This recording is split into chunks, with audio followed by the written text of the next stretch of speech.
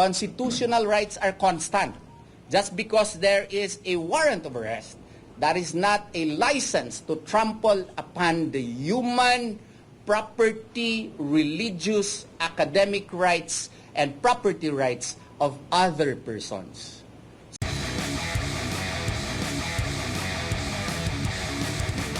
Bakit hindi na lang mag-surrender si pastor? Bakit hindi na lang mag-surrender si pastor? No?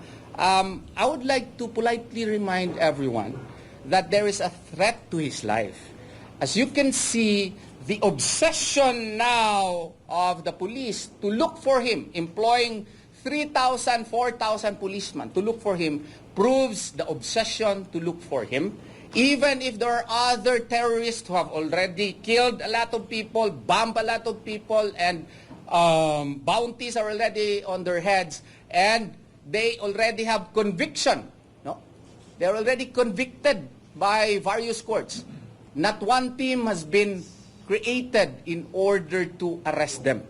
Yet, Pastor Apollo Sikibuloy, no?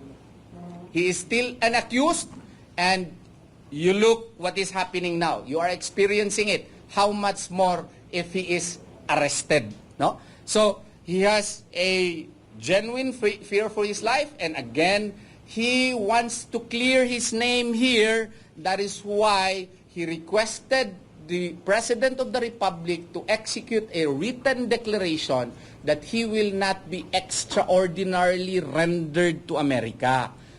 No? So that he can clear his name here. He is not against extradition because that is a treaty.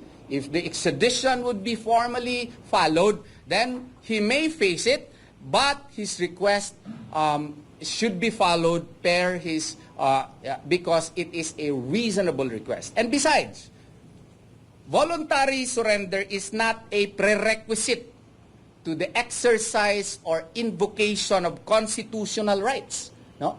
Such as right to inordinate delay, right to due process, right to unreasonable searches and seizures. No? It cannot be used as a license to violate the rights of other people. No?